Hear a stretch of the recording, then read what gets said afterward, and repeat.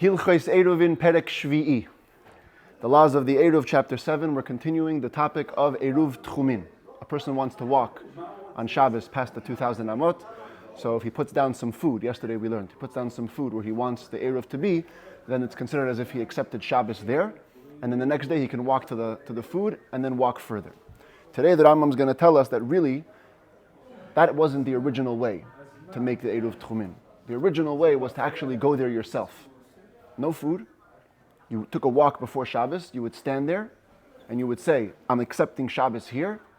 Then you go back home, and the next day you can walk further. So the Rambam is going to talk about mainly today, that's called Eiruvei Tchumin Beraglav, making the Eiruv Tchumin, the Eiruv for walking, with your feet. And different ways that a person can do that, as well as accepting Shabbos in a specific place, even if you're not there, but you know that this place looks a certain way. So for example, you have here on the screen, a person wants to accept Shabbos under a specific tree. He has a childhood tree that he always remembered. He wants to accept Shabbos there, and then walk from there 2,000 amot. That's allowed, because you know where you want to accept Shabbos. So we're going to see a bunch of different dinim that are related to that. Halacha Aleph. Misha yatsa me'erev Shabbos chutz lamedina. If a person walks on Friday, he walks out of the city. Ve'amad b'makom yadua b'soichat chum oy b'soifai. And he stands in a specific place, within the border, 2,000 amot, or at the end of the border. The Amar, and he says, Shvisasi b'makom zeh. I'm accepting Shabbos in this place. The Chazar li'iroi v'lon sham. Then he goes back to the city and takes his nap. Friday night, goes to sleep in the city. Because he went on Friday with his feet and he stood where he wanted to make the Eiruv, yesh le lahalech lemachar me'oisei makom alpayim amo l'chol ruach. He's allowed to walk the next day from that place, 2,000 amma in every direction. That's actually the ideal way to make the Eiruv Tchumin, is to go with your feet where you want to walk from the next day and declare that I'm making the Eiruv here. The only reason the sages said that you're allowed to make an Eiruv by putting food, enough for 2 meals, in the place, even if you didn't go out or you didn't stand there, was only to be lenient on rich people. They like to stay at home. They like to be pampered. They don't like to go on long walks. The rabbis were lenient on the rich person. He doesn't have to go out. And he can send it with somebody else who will put the food down for him over there and make the Eiruv. But ideally, the original way was to go with your feet, take a walk, and declare your Eiruv. Halacha beis. Same thing if you intended to accept Shabbos, to establish your place of rest in a specific place that you know. You have a favorite space that you know where it is, like a tree, a home, or a fence, you know exactly where it is. And when Friday night comes in, between you and that space, there's less than 2,000 amos. And you began to walk. And you began to walk. Hechazik baderech means you established your trip. You did something to show that you're on the way. And you began to walk towards that place so you can get there in time and accept Shabbos there. Even if in the end you didn't reach there, you didn't stand there. Let's say your friend brought you back to sleep by him on Friday night. Or you went back yourself, you went to sleep. Or you were delayed on the road. Because you began to walk, the next day you can go to that place that you intended. And further from that place, 2,000 amma in every direction. Because since you decided in your heart that this is where I'm accepting Shabbos, and you began the trip, you become like one who has actually stood there or placed your Eiruv there, and you're allowed to walk. So here you have the example. A guy says he has a favorite tree that he always knows from when he was a child. I want to accept Shabbos under that tree. So long as he began a trip towards the tree, he's good. But now the Rambam says a few conditions have to be met. And that's in Halacha Gimel. When do we say that you're allowed to use this mechanism? First of all, you have to be either be'ani, you have to be a poor person, where we don't bother you to go put down the actual food, you can go on your own. Some texts say bedochuk, you were under pressure. You were on the road and you were worried it's going to come Shabbos and you're not going to have a chance to get to your place that you have in mind when Shabbos comes in. That's condition number one. So you have to be in a bad circumstance, either poor or under pressure. Condition number two, Vuhu also provided You have to be able to get to that place where you want to accept Shabbos before it gets dark, even if you have to run with all your strength. So the human capacity, I think, to run is 14 miles per hour. Let's say you can run at a maximum speed of 14 miles per hour the entire day, and you'll get to that tree or to that fence or that house before Shabbos, even if practically you're not going to run that fast, you're going to walk. But since in concept you can get there before Shabbos, you're good. That's condition number 2.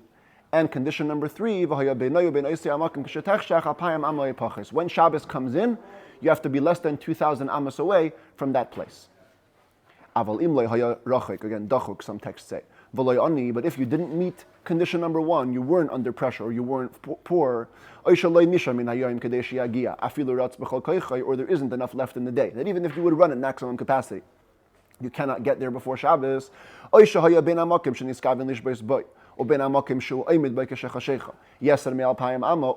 between the place where you want to accept Shabbos and the place that you are when it gets dark, there's more than 2,000 amos, or you don't know the exact place. You don't have a favorite oak tree like this guy. He doesn't know where the tree is. He didn't exactly know where the place that he wants to accept Shabbos is. So the fact that you're far away precludes you, it doesn't allow you to accept Shabbos there. And you only have the allowance to walk 2,000 amma in every direction from the place that you're actually standing when it gets dark, because you can't use this mechanism since you didn't meet all the conditions. Halacha dalet. Misha amad b'moed yom b'reshus hayachid.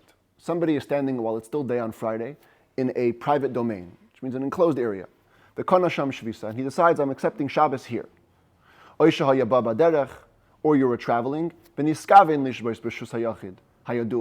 had in mind that I'm going to accept Shabbos in a specific private domain, which I know where it is. The kana sham shvisa, and I accept Shabbos, I acquire my rest over there.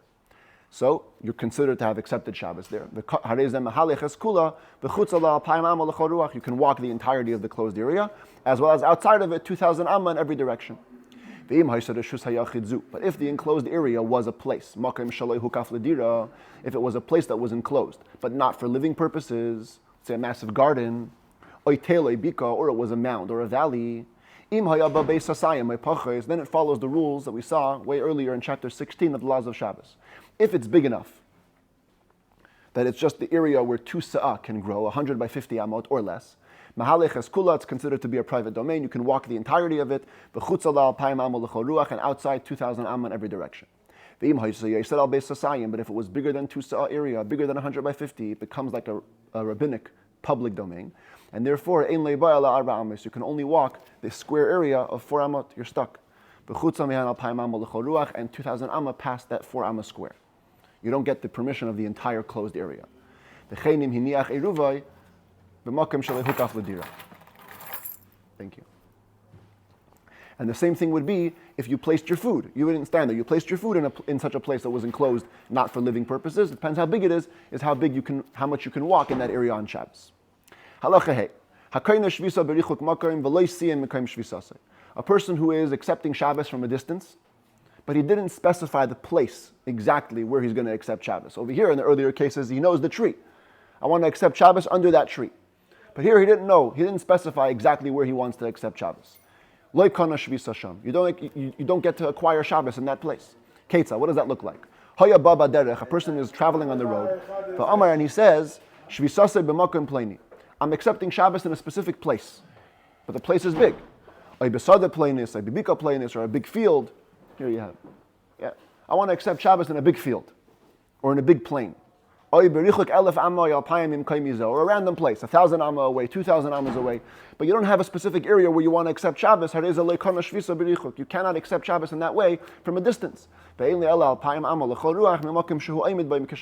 only get to have 2,000 amma in every direction from where you're standing when it gets dark. Omar, what if a person says, I want to accept Shabbos under a certain tree or under a certain stone. So you are labeling the place, you're saying the stone or the tree, but the thing is, the tree could be very big. Sometimes trees can be very big. Or rocks can be very big. If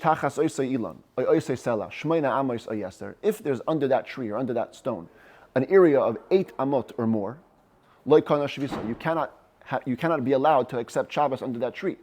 You didn't say where you're accepting Shabbos, in the 4 amot on this side or the 4 amot on that side. If you're going to come to accept Shabbos in the 4 amos on one side, maybe you accept Shabbos in the other 4 amot. You see over here in the picture, you have 4 amot on either side of the tree. So when you come to this side, we say maybe you meant that side. That side, maybe you meant this side, because there's enough space of 4 amot on each side for you to have accepted Shabbos. Therefore, when you have such a big tree, you have to say, I'm going to accept Shabbos by the trunk of the tree, because the trunk is a definite place. Or I'm accepting Shabbos on the 4 southern amas or the 4 northern amas. But if there's less than 8 amas under the tree, there's a bit of a thinner tree, so then you get more leniency. The moment you have in mind to accept Shabbos under the tree, your Shabbos is acceptable.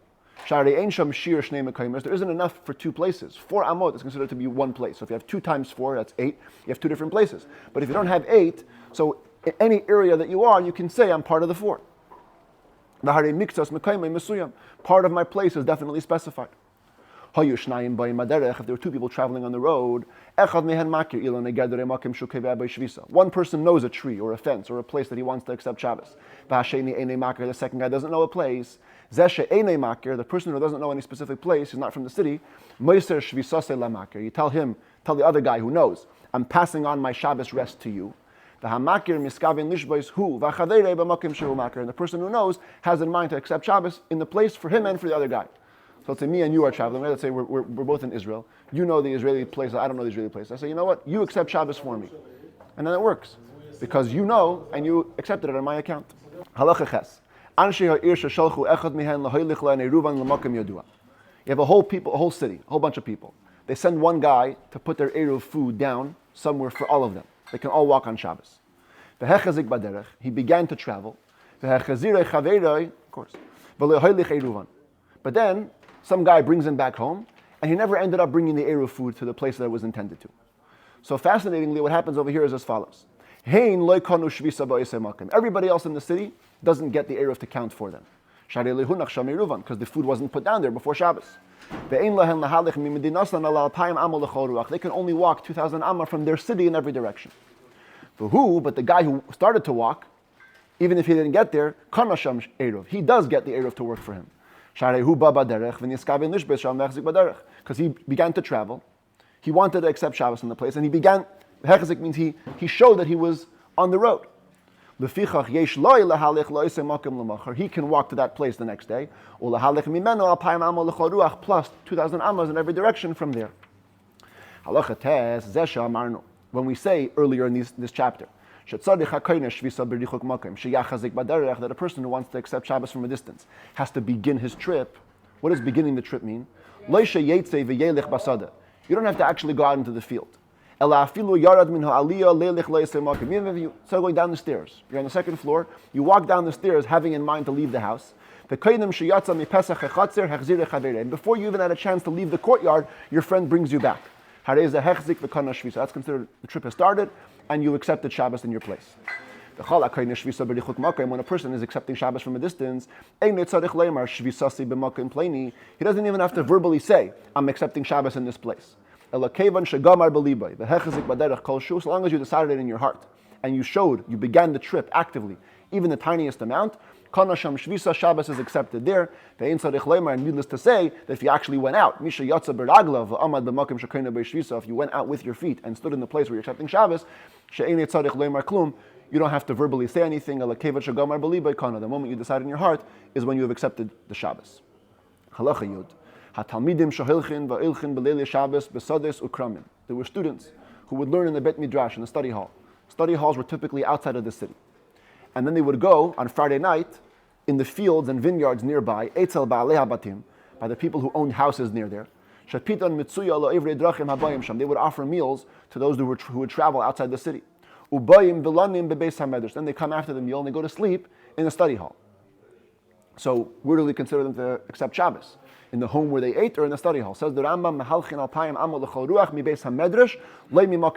they can walk 2,000 amos from the study hall, not from the place where they ate. Why? Because if you asked a Torah student, Where would you rather stay for Shabbos? If he had the chance, he would stay in shul. He would stay in the study hall. If they would find food in the study hall, they wouldn't go out to the field. The